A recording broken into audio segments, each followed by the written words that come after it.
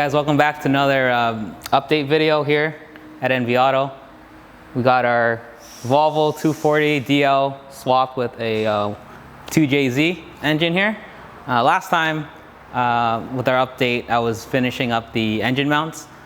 We got that finished now, and we're moving on to a lot of the custom fabrication on everything else.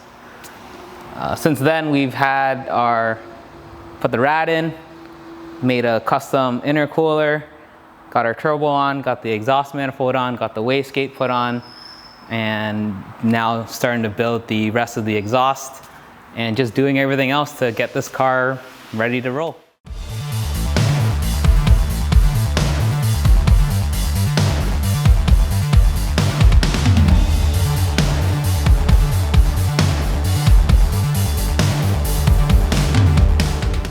So after getting the engine mounted, I got the rad put in. As you can see here, I had a nice cutout here and put the rad sitting where the condenser used to sit, as the original Volvo rad used to sit right here. Once I got that mounted, next thing was to add this intercooler. This is a Vibrant intercooler core that I had to make custom end tanks for. The thing that's kind of cool with this is it kind of fits exactly right underneath the grill, and I'm able to utilize the OEM air ducts. This used to be the intake duct here, and then this used to be some sort of HVAC heater thing on this side, but able to use these ports should make it a super clean fit and install with just the 90-degree silicones. And then having that run from the intercooler straight to the turbo makes it fit, makes it look very clean and nice. And from there, having to do all the adjustments for the water pipes, able to have just a nice clean bridge, as the original 2J engine, the coolant comes across this way, and this coolant pipe comes straight across as well. But having this way keeps all our hoses really short and very clean and very easy to service.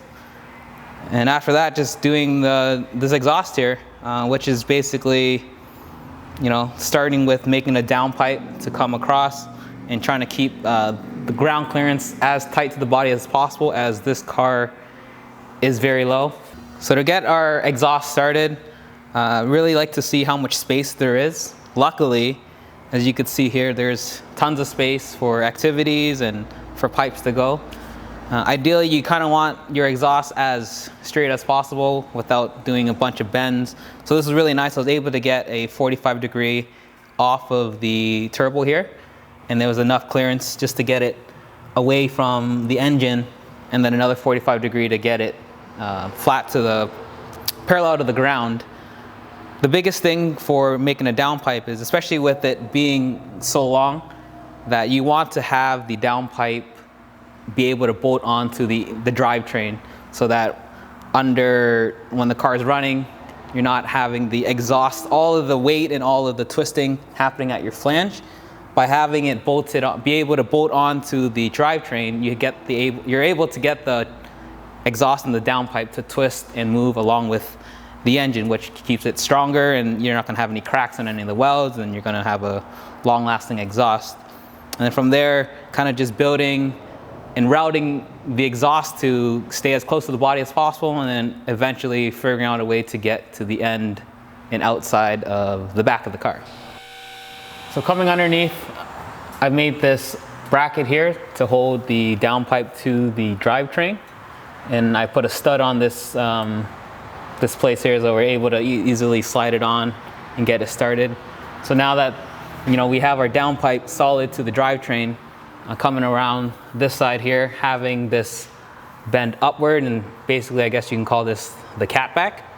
Having this come up, and in this section here, able to get extra ground clearance. So as soon as I get, as you can see here, it kind of runs in the same line, that we know that if I had this just straight along here, we drop another inch, and we want to get away from the ground as much as possible. And then also adding the flex here. So we're able to push everything kind of up, having this bend, and then kind of redirecting everything backwards.